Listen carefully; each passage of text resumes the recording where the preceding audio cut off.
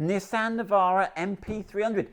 UK spec 2.3 litre diesel engine. It's done 18,000 miles. Apparently it needs an oil change. So apparently these Nissan Navara diesels need an oil change every 24 months or every 18,000 miles. Probably do it a bit more, especially if you're using your truck aggressively and hard. Oil, we like oil, don't we? Yeah. Tribology, the study of lubricanty things. Right, so we are going to do it. Right, so quickly, everyone knows how to change oil. So you have an oil filler. We are going to fill some oil in here. We have the filter. It took us a while to find the filter, didn't it? And it lives down right on the front. It's quite weird, really. I haven't seen many cars with it on the front. So you can see it there. Can you see it there, Tyler? Yeah. I will highlight it on the video. Oh, there we go. Now, apparently that's got a 27mm socket drive on the front of that. So you need a 27mm socket or a spanner. And to get to that, we're going to have to take off a little bit of this front under trayage here. So let that camera do its stuff. There's this little panel here we're going to have to take off. And then we're going to take this secondary panel off. We don't need to take the one at the back here off, just this front one here. So there's a load of little, it looks like those ones we probably don't need to take out. That looks like some tricky inspection panel. But we'll work it out. And it looks like there's some plastic popper clips as well. So we'll have a little rummage there. And what we'll do is we'll get it out and show you what ones we have to take out there. So we'll undo those. We'll undo these 10mm sockets under here. Take this out so we've got a good view of what's going on. Then we'll be able to drain the oil, undo that filter. Right, let's have a look what we're going to need then. That's the basic task in hand. 6-point roll. Let's go through the numbers. 18,000 miles. That's the interval at which you should change your oil, or 24 months. 6.3 litres, that's the capacity. Now, apparently the capacity is like 7.3 litres or something, but you don't drain the oil out. So when you do an oil change, you will need about 6.3 litres. And we're using 530 oil. Where's our oil, Tyler? We are using semi-synthetic, but you can use fully synthetic. Right, that's that. What are we going to need? We're going to need gloves. We don't want to get our dirty hands dirty, do we? There you go. We're going to go safety first. With 27mm span. The sump key. The sump key's easy to get to, isn't it, Tyler? They've left us a little hole in the sort of underbody guard, but you're going to need one of these. Now, it's a real pain. I thought they would have done it the size of a socket. Maybe not that one, but it's a weird size. It's 5/16 or 8mm, if you can focus on that, Tyler. Ooh, there it is. 5/16, 8mm, one of those. You're going to need a 10mm socket driver to do all those little trim fixing screws. You're going to need a funnel to stop spilling your oil everywhere. You're going to need a drain tray to catch it all. And of course, you're going to need your oil and filter. And the filter is going to look like this. Let's have a look at this. Oh, look, it's sort of like the Leaning Tower of Pisa or something. And we've got an O-ring. Lush. So does that look like it could go either way up, Tyler? It does, doesn't it? It's got some writing on one end. It's got Bosch. Oh, look at that. Now this engine, apparently, I didn't know this, Tyler. I was reading. Old Nissan and Renault, they sort of got into bed together, didn't they, apparently? So apparently could be the same engine we've got in our Renault Master van, apparently. It's a Nissan Renault engine. Them Frenchies, though, they're good at making diesel engines. Right then, I don't mean Frenchies, that's disrespectful. Those French. Right, we like the French, don't we, Tyler? Our neighbours. Right then. Right, what are we going to do? Let's get that trim panel off, Tyler. Right, so here we go. This is the bit with just first bit removed. How many do we have here, Tyler? 1, 2, 3, 4, 5, 6. This one we hit a bit of a problem. We tried WD-40 and everything, but basically the bolt has seized the little clip and it just spun out the bit of plastic, but we'll probably have to just put a nut and bolt in that. So watch that. You may want to soak it a day before you have to do it. Right, what's the next bit look like, Tyler? So, same again, really. The same again, yeah. So as we saw earlier, so we've now got access to this here. So it looks like what have we got here? One under here. You got these loose for me. Yeah. One there. But it's got... And I think there's 2 at the front and that's it. That's 2 at the back. But has it got those weird popper clips So they must have put the popper clip in as like an assembly aid. And then Makes sense. There's two under here. So is it... Why did they put a plastic popper and a bolt next to it? Oh, they put a window into nothing. Yeah, that's... Tyler wanted to take the window out just to see what was behind it, but nothing apparently. Right, I'll get the clip. Let me get my clip tool and we'll have a look at that. Right, I've got this one out, but he's quite... What we're going to do is put copper grease on those when we put them back together, because they're a little bit not good. Which is one good thing, if you do the service yourself, you can do the little touches, which the garage people just don't have time to do. I've been soaking the ones I've been taking out in WD-40. Right, so we've got to get that middle bit of that. Right, so what I've had to resort to is a screwdriver on each side. There's a little cutaway on each side, but some... Let's have a little look. Let's come out and have Just a little fall out now. My hat's come off. Right, so yeah, you've got two little grooves, and then you can just... All you need to do is extract it a little bit. But why they've got that next to a bolt, I'm puzzled. But there we go.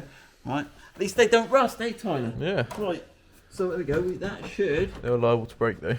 That slides forward a little bit, look. Right, there we go. That's good. We'll give that a clean. And then we're looking somewhere under here, aren't we, Tyler? Now, apparently there's some water pipes in the way. So we are trying to get to... Right, so we found him. He's just here. So there's quite a bit of clearance. Some people are saying these water pipes get in the way. But one interesting thing is they've put a little metal ramp here. I don't know if you can see there with the angle. So as you drain it, the oil can run down this little funky ramp. So it's like a little slide is giving it, which is quite cool, rather than it just dribbling onto your cross member. So we will get a socket on that, see if we've got room. I think we'll have room. These pipes will move, yeah. It's all a bit squidgy, it's all right. Right, let's have a go. Right, couple of things important. Blue roll, we like blue roll, don't we, Tyler? Yeah. Always have some blue roll around. Get the drain tray ready. Get your car warm. So we have just come off for a short drive, because if your car is warm, your oil is warm, and when it's warm, it is less viscous, it is runnier, and it will come out with more of the crud. We'll have a look at the oil when it comes out. And also, if you've got any fine knitwear on, make sure you remove your fine knitwear before getting dirty. Can't respect the knitwear, Tyler. Right, let's have a look. Right, you want to go that side and we'll have a look, see if we can get this socket on here. 27mm socket. Now, one guy was saying that he had a special socket for this, but I've just got my standard trusty Halford socket. I think I'm going to have... Oh, the light's gone. Okay, well, I reckon I've got that there, Tyler. How are you doing? All right. All right, let me get the socket going. All right, here we go. That's the logic of a socket on thing. No, right, you're ready. But I just wanted to show people you can get it in with a normal socket. You don't need some funky socket. And once he's had a couple of turns, he should be all right, shouldn't he? Well, just get oil though. Yeah. That's right, I've got my knitwear off, Tyler. We're all right. We're ready for a bit of spillage. All right. All right, we've got the drain tray ready. Alright, here we go. Alright then. So it's going to come down the ramp apparently. Let's have a look. Alright, here it goes. This is where he's starting to come out. Alright. So if you've got a ramp, how are you going to be dripping oil for? Alright. Can I get my hand round? Goes. It's just it shouldn't be too much, it's just what's in the house, isn't it? That little slope, fair play works a treat, doesn't it? Perfect. It's like a tongue. And it is a nice bit of design. Right then. Let's see if I can extract that out of here. This might be the fun bit, getting it past the anti-roll bar.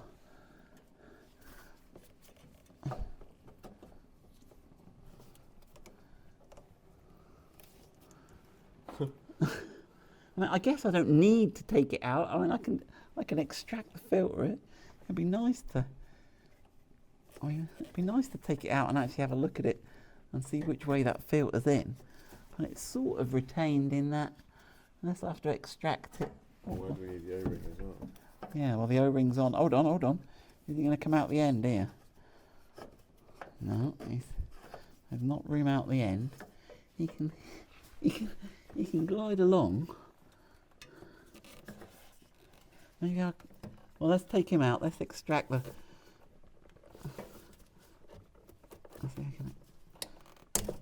Right, so that end there was against the filter, and can we say, is that the longest bit there, Tyler? Because it's like 3 sections. So the longest section was up against the end of the housing. Now, will the housing, if I rotate it 90 degrees, come out now?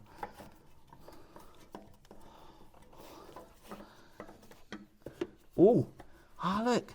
If you bring it to the middle, you can extract it here. You wouldn't have liked to see that. Yeah. So yeah, he does come out. Right then, let's have a look at this and get everything cleaned up. Right, so there you go. There's the filter housing. Inside, you probably can't see. Got a bit of light in there. That's sort of like a sort of barbed sort of tricuspid. There you go, sort of 3-pronged valve thing at the end there that just basically you just ram the filter over. So we've given it a clean. I don't think there's any particular way this goes or doesn't go. I'm going to put and it should just pop on like that. Now, hopefully we can get, now we've worked out the middle, we can get all that back on. Right, the other thing we have to change is the O-ring that we got in the kit. Now the O-ring goes here. It's probably hard to see. Now normally there's a little gap, but you can get your little screwdriver under and then get him up like that. And work him round. Whoop. Put him back in here and get the new one on there.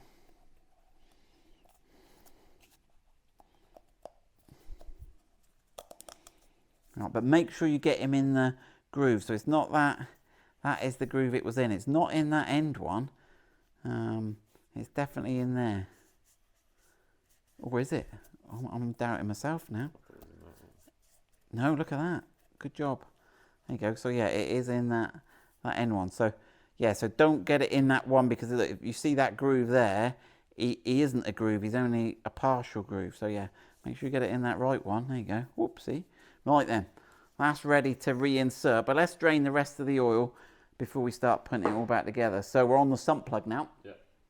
Right then, so get your young assistant under the car. We've got our 8mm socket there. Boop, boop. Right, let's have a look. So we should better find the little gap there now. Obviously it's kind of tricky because you got to loosen the socket, but without dropping it. And we're doing this all without ramps, but there's plenty of room, isn't there, Tyler? Yeah, there's lots of room. I'm gonna make a mess though. But yeah, doing it. Alright, that's going to be pretty tight. Make sure you're going anti-clockwise. And of course, yeah, you got to spin it a fair chunk to get it in because it's a square. Oh, that's not too bad, is it? No, it wasn't too bad at all. Alright, and then at which point do you? So you want to get it? Oh God, it's already quite loose, is it? Which is good because you can do it finger tight then and try and keep hold of it. And then so you got to drop that, get out the way, and and obviously we didn't get it super hot. We haven't been for a drive on the motorway or anything, but do be careful. You want it hot, but not too hot. Like hot tire. Let's get there. Everyone wants to see you spill it. Everyone's praying for you to fail. You know that, Tyler. That's why I let you do this. I guess you should wear eye protection, really, in case it splashes. You got it right. There's that. Move your head then and we can all see. There you go. It's all running out. Not too bad. So now we've got 6 litres. Now, how many litres do you reckon our drain tray is going to hold? Now, it looks like it's more than 6. Yeah, it was already a bit in there though. It was there? Yeah. Oh well, here we go. Right, we'll see what happens. We could have a bit of spillage yet. Right, it looks like we lucked out here, because look how full the oil drain tray is there, literally up to the top. So we were just okay on that. Right, one thing I forgot to mention was we did have an error message on the dashboard, and I'll put a picture of it up now. And it said oil level low. And I went and checked the oil level with the dipstick, and it was fine. And then I read a bit on the internet, and they said that the oil level sensor can get debris in front of it, and it's another sign that you need to change your oil. So we've done 18,000 miles.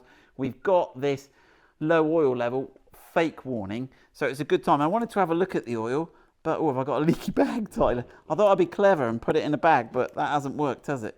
But it doesn't look particularly metallic. It just looks black and sludgy and dirty. Right, let's lose that. So there's your sump plug. Well, it's not yours, it's mine. And there's the copper washer there. You may get a new copper washer with your oil filter. We didn't, but it would be good to change them periodically, but that's fine. That's because we need that to seal. Right, so we're going to put that in. Schoolboy error if you forget to put that in. Now, some guy, I did watch this Australian guy on YouTube, and to be fair, he said he puts a bit of oil in now and sort of gives it a last purge, so it goes in, down, and flushes out a bit of the sump, but I'm just not that keen. It'll be fine. We've taken out 90% of the badness. If there's 5 or 10% left, to me, it doesn't matter. He also had a magnetic sump plug, which is you can buy as an accessory, I think. I don't know what thread this is, but he had it with a little proboscis sticking up that was magnetic, and it gets the iron filings. But I'm not sure how that's going to revolutionise your engine life. I think there's no downside to it.